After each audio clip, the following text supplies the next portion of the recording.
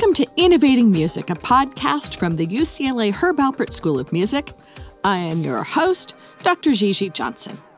This week, I had the privilege of talking to Fabrice Sergent, who is the co-founder and CEO of Bandsintown. Now, you may know of Bandsintown as being the dashboard for trying to find all the great concerts that you might have wanted to go in your daily life, in your town, in your city, around the world. Now it's become, in the era now, we recorded this in April of 2020, it has now become their digital dashboard to find live stream music wherever it's happening around the world.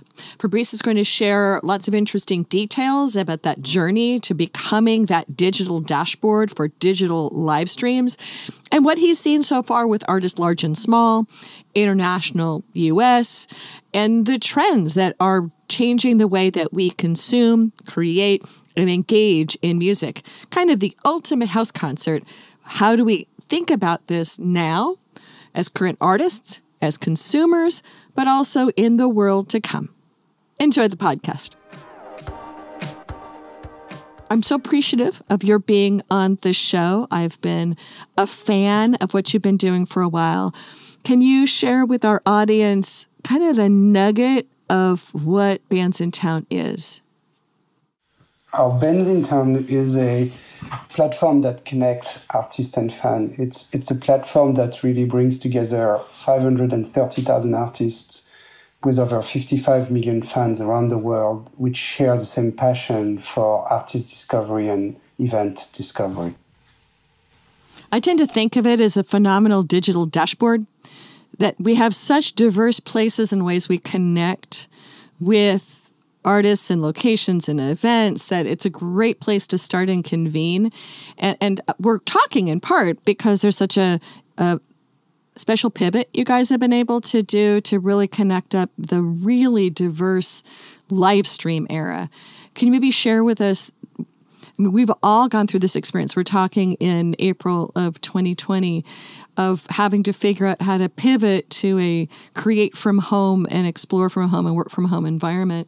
I'm assuming that there was an alarm that went off in your head when we came to this change, that you really had to figure out how to work with your 530,000 artists to make this work. Can you share a bit about what happened and what created this new opportunity then for all your artists? Yes, the more than a pivot, I would talk about an expansion, because we had been thinking actually of enabling artists to list online streaming events and to release what we new call to actions, which are related to live stream. We call them WatchLive, and to be able to notify fans before they go on air and they go live. We've been thinking, we've actually had developed some of it in the back ends. So, but when this situation started a few weeks ago, we kind of realized that artists, especially indie artists and emerging artists, would be very much, and their crew and this part of the ecosystem would be suffering a lot from what was perceived at the time from the confinement and fairly 2-3 months without being able to tour. So we immediately tried to refocus the team, the roadmap, and to develop these new functionalities to at least help artists stay in touch with their fan and explore new interactions and maybe revenue opportunities. So that we were very, very early to completely change our homepage, to change the focus of our app, the type of content that you can find in the app, by deprioritizing physical events, because at the time when we were doing this, there were still some that were listed and active, and to certainly highlight what artists were doing in the virtual world.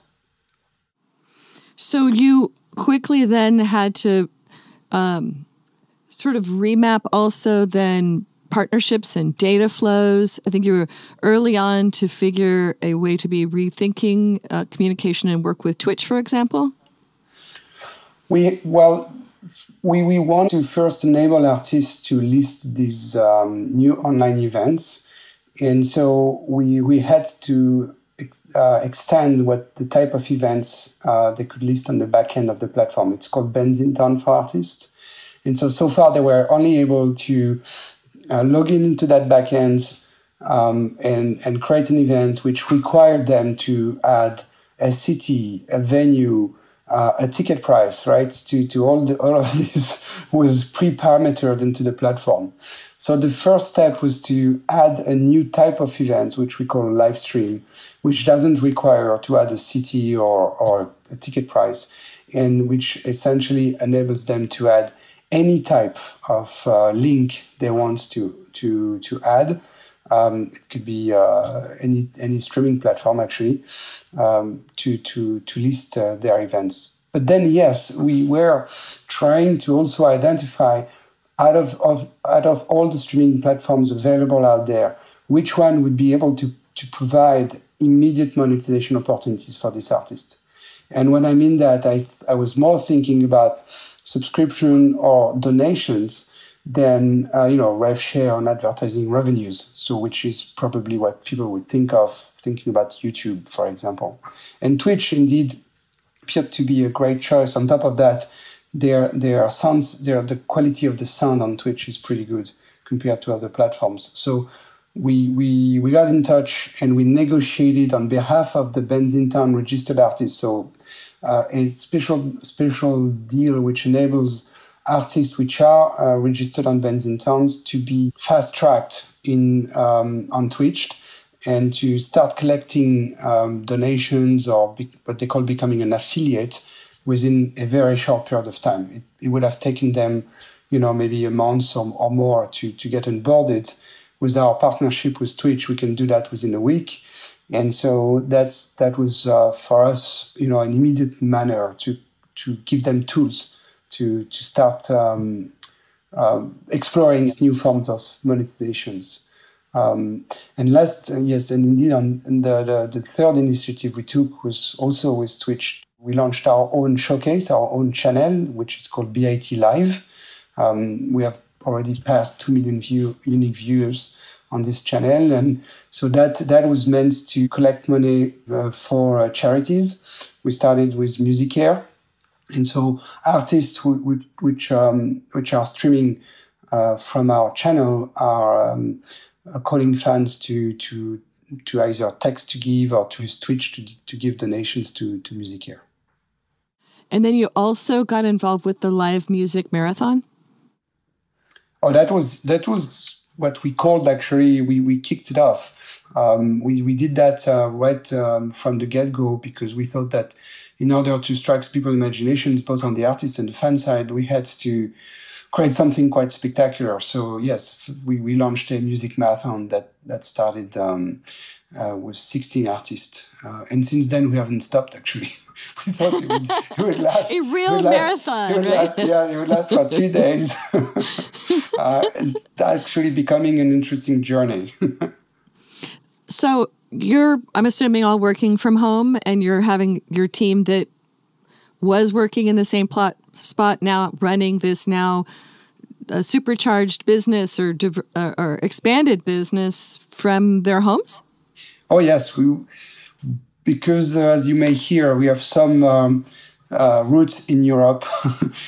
We saw quite early what was going on there. And so we were one of the very first company to ask our teams to work from home.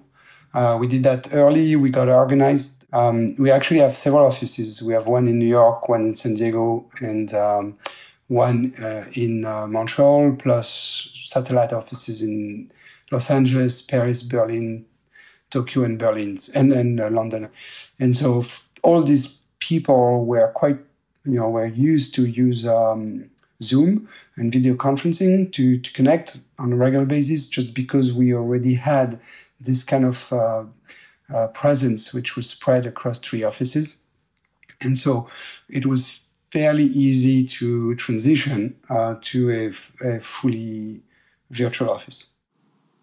So how has this shifted other parts of your business? Has this made an increase in traffic, an increase in any kind of affiliate opportunity. Has this made you more of a hub? Has this made more of a stress and stretch? Has this opened up new doorways for your artists they didn't have before because of this visibility? What have been some of the ancillary changes that have come out of this? Yeah, so first and foremost, artists loved it. And they felt that we were here to help and support. So at any moment of time right now, we have, close to 3,000 upcoming streaming events every day. That tells you how many are added every day by the artist or their crew and how much they are taking advantage of this new platform. Because once you list an event, this event's live stream will appear on the artist's Facebook page, on the artist's website, because we provide them with tools for that.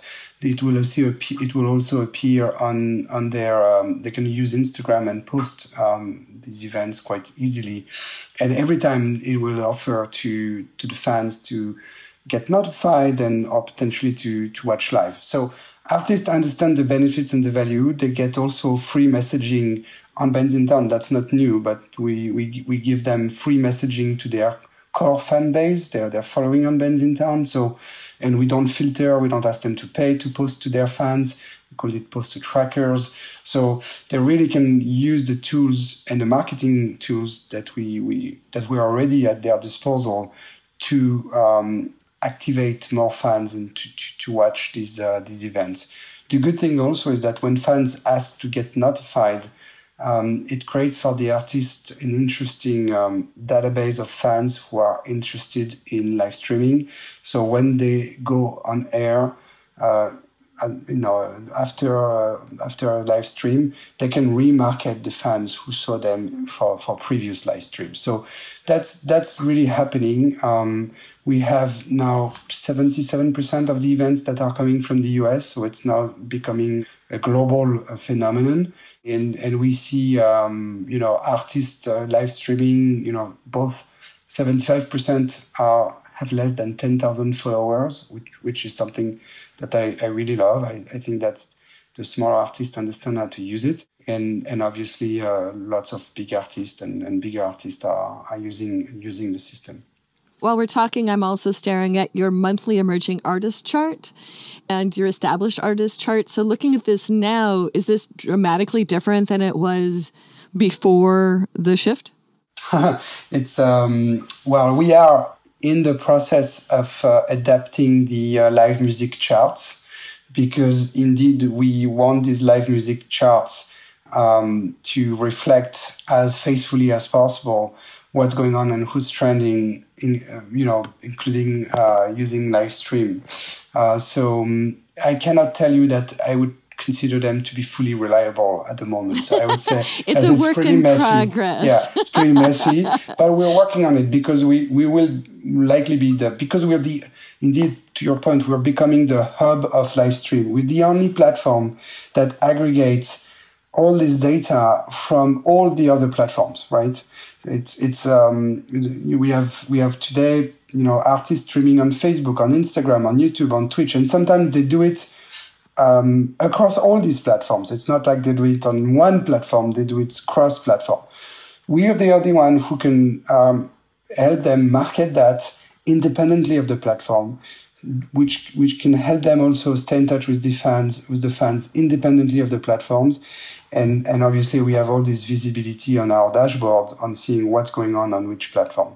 Now on the fan side, I would tell you that what's fascinating is that I think we're seeing the rise of a new form of entertainment. I don't see that as an ephemeral phenomenon. And when we ran a special survey among 6,000 fans, which we can share some results publicly if you want. We can add that survey to your podcast for those who wants to check it afterwards. We'd love links to go in the show notes. That's great. Exactly. So we will show you that before COVID, only 40% of the fans had seen a live stream. After this, what we call after the current COVID, so whenever it is, an additional 25% saw a live stream. So we went from 40% to 65% of the fans who had seen a live stream. Now, how many do they intend to watch? Almost 93% intend to watch at least one, and maybe for some of them, several live music live stream a day. So that's pretty impressive.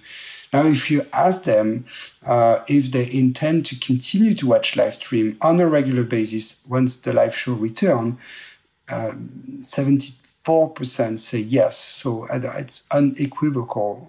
I think it's strong enough to be representative of a very strong trend. And most interestingly, also 70% say that 70.7% say that they would be ready to pay for a live stream. So I think we it's very early, but we are seeing something that is profound and that has completely changed the mindset of consumer for the better, even though this period is so difficult to live and to transition for the artist given the financial impact it has. And you commented that U.S. Viewers, listeners, I guess there's a good combined phrase for that, viewers, about 77%. Do you find for that survey, I don't know if there's enough granularity, that if you're seeing different behavior outside the U.S. than inside the U.S. on that? Oh, we have not tested that yet.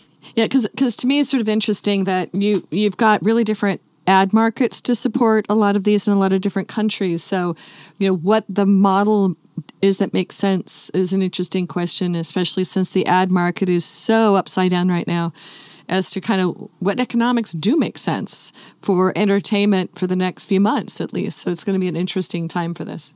No, but to your point, when you were starting this conversation, we are, I think right now, we are in a journey. And as an entrepreneur, I always consider that there's no straightforward journeys, right? You're not going from point A to point B. If you're selling, you also understand that going, straight, you might have to do some turns, and this is a major one. It's not going to go back to where it was. I think it will be transformative for the industry, and some good will come out of that bad, right? It's definitely clear on the consumer side, and now on the artist side, yes, there's a lot of things to be explored, to like revenue models to be tested, and willingness of consumers to pay something. And so it creates a lot of uncertainty and anxiety on obviously at many levels, and tensions because of the financial stress that this crisis creates. But once things will be a little bit back to some form of normal, the fans will continue to stay loyal to the artist who will have found the right way to interact with them, and also to potentially charge them for the right experience.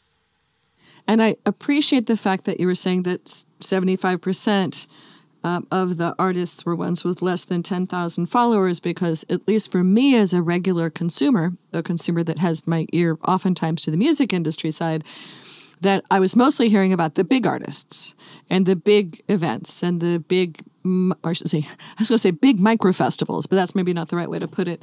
But the named artists coming out and oftentimes for charity doing something, but those were getting a lot of visibility. So I'm glad to hear that there's so many artists who are stepping into this that have fewer than 10,000 followers and finding a way in this time to build a relationship.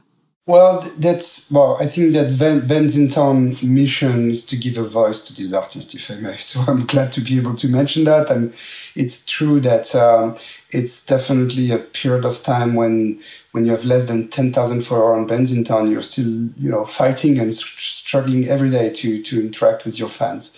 But we are always very happy to give them more tools to use our technology to surface and recommend them to our fans in a disproportionate manner than what their weight is. And we had been doing that when we were advertising and promoting physical events. 3 years ago, 36% of the ticket clicks on Bandsintown would be for shows of artists of less than 200,000 followers. And before COVID started, we were sending about 500 to 600,000 people to buy tickets every day. And about 50% of these ticket clicks were going to buy tickets for shows of artists of less than 200,000 followers. So in 3 years, we've been able to trick our algorithm from a technical standpoint, but also grow and educate the fans in appreciating the quality of the experience and the music created by the smaller artists. And so we're very proud of that. And we obviously continue to do so in the context of the live streams by surfacing them and continuing to push them to fans of similar artists and fans that may usually obviously like a diverse set of artists, from large artists to smaller artists. So for listeners who may not be as familiar, and they may be artists who haven't used Bandsintown, et cetera, is the primary historical dynamic and current dynamic that I would put my shows in for discovery, and the only economic really is for the ticket sale, and I get data back about who came? Or are there other monetization options for an artist when they come into Bandsintown? Well, there was monetization and engagement. We help artists publish their events and list their events and provide them tools to expand these listings across their platform. So it's true for physical, it's true for live events, for live streams events. They list once the event, and then we display them in various different contexts, including Bandsintown, obviously. So by doing so, we help them sell more tickets, or in the current age, get more fans to watch their live stream. But the other side of it is also engagement.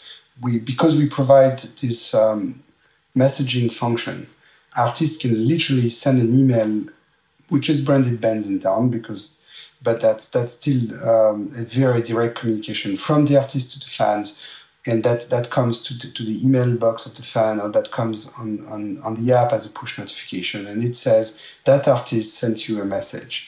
And this is used by artists not only to sell tickets for sure, but also to announce a new album, share a new music video, and really continue to message and engage with this fan base, which is usually considered to be one of the most engaged fan base across all platforms, because concert goers are usually the super fans. So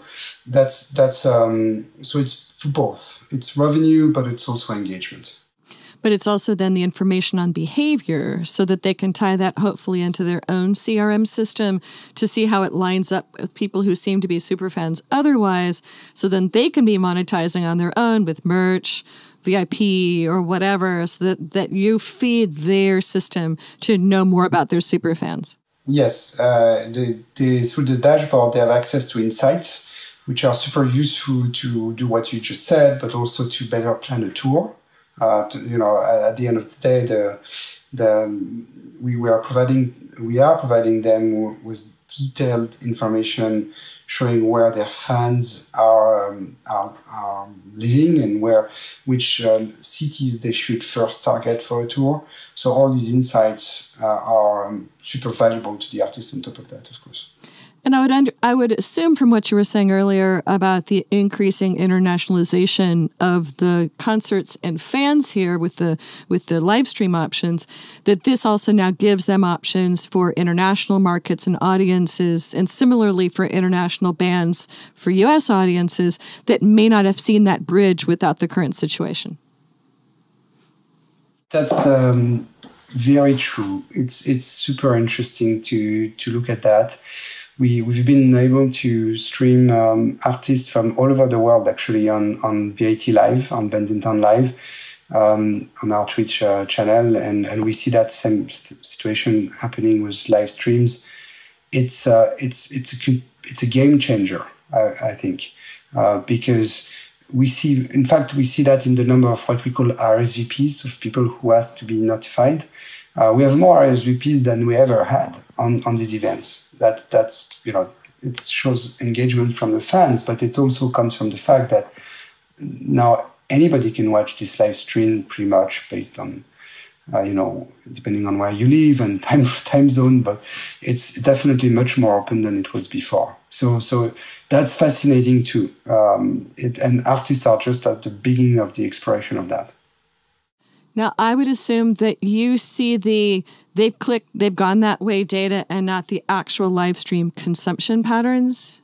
Because to me, that's an interesting question about I tend to joke around in Los Angeles if someone gets a free ticket, that there's about a 30% I show up rate.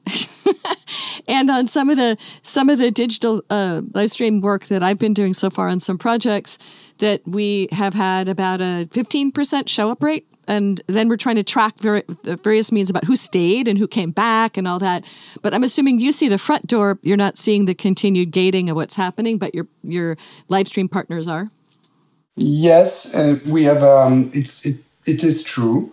However, first of all, I need to tell you that we see an amazing click-through rate on these live stream notifications. It's closer, if you want to get some insights, it's closer to 80% than 15%. Yeah. So I'm obviously it's new and that's why, and so on and so on.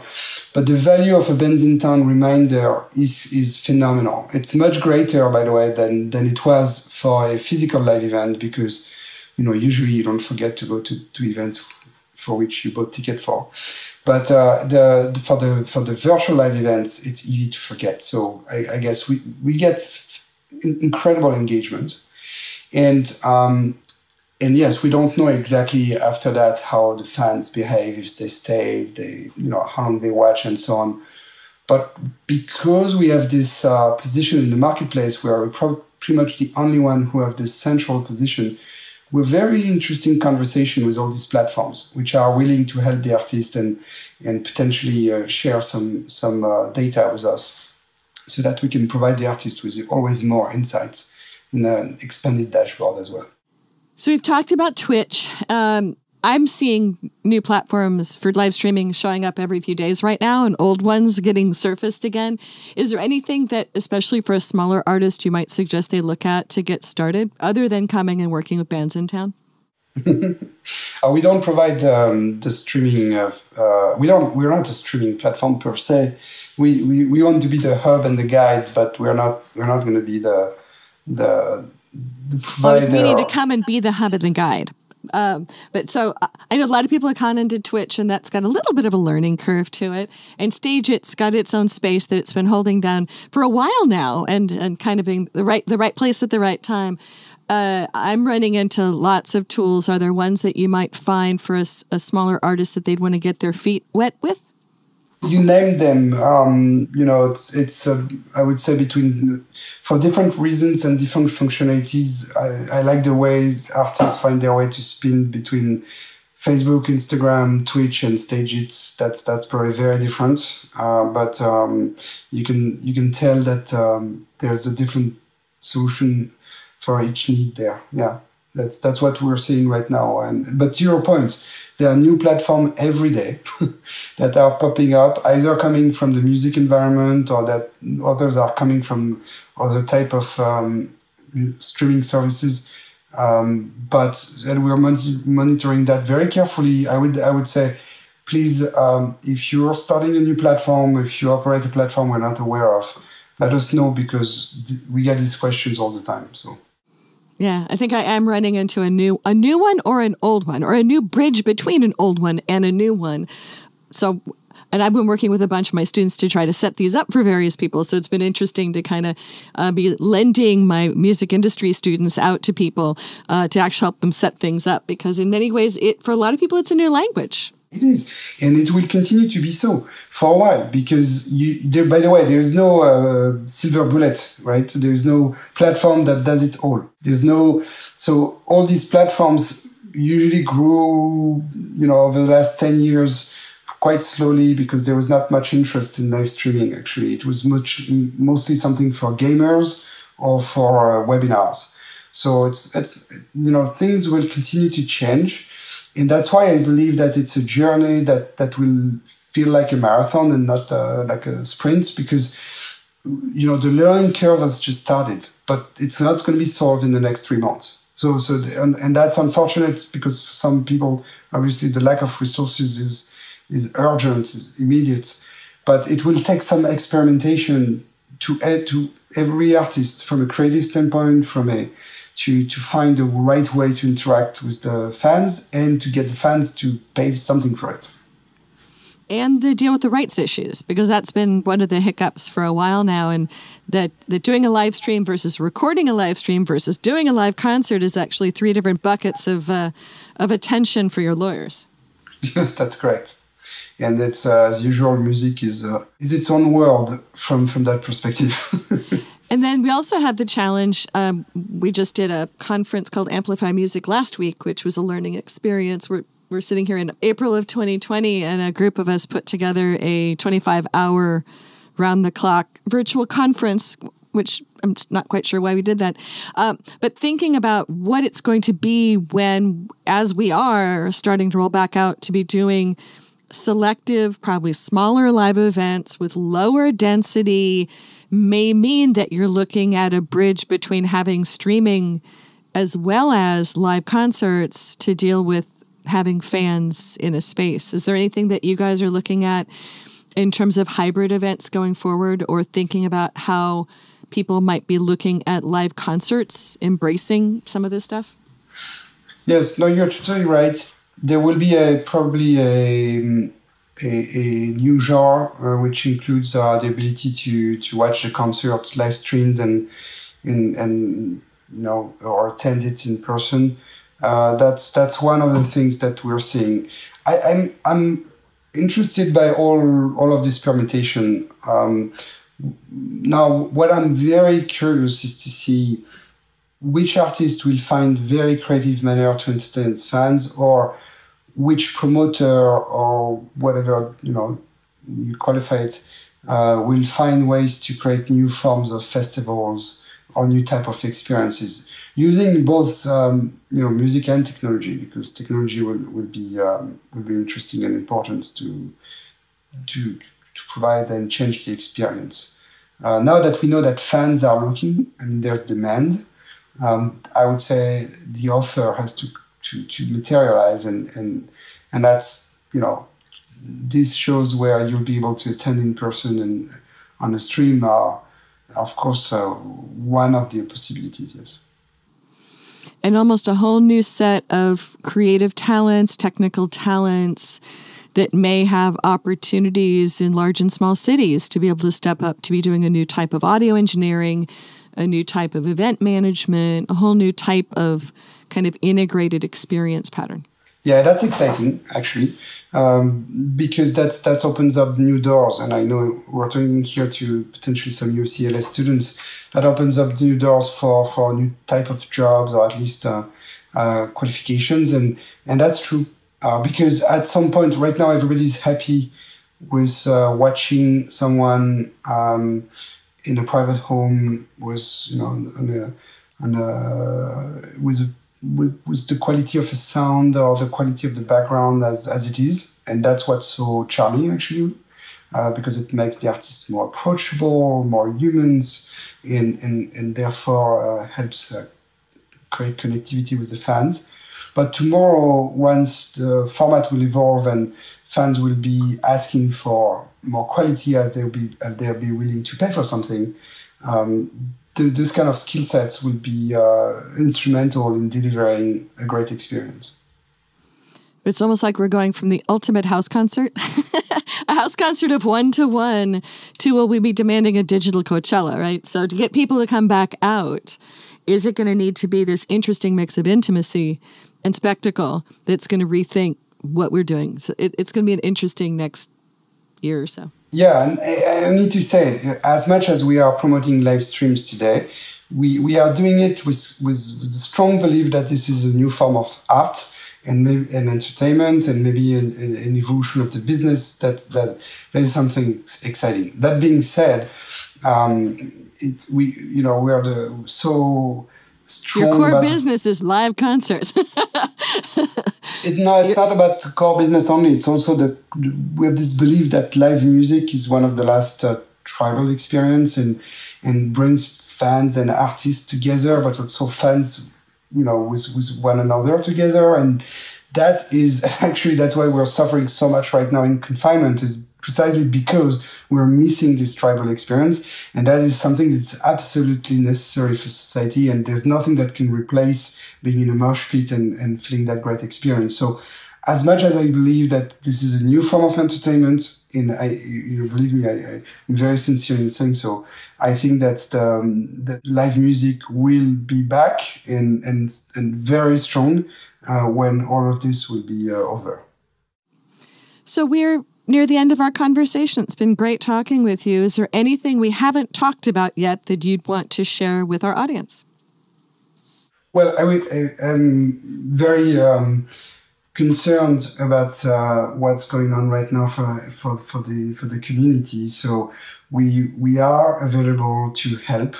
We are very privileged because Bandsintown is weathering that storm pretty well, because we built our company as a great marketing platform and a global marketing platform for brands and for music streaming companies and general advertisers. So our economics are not as impacted as those who are just dealing with selling tickets and live events. So we are always ready to partner and team up with artists or festivals that we would like our support in this context.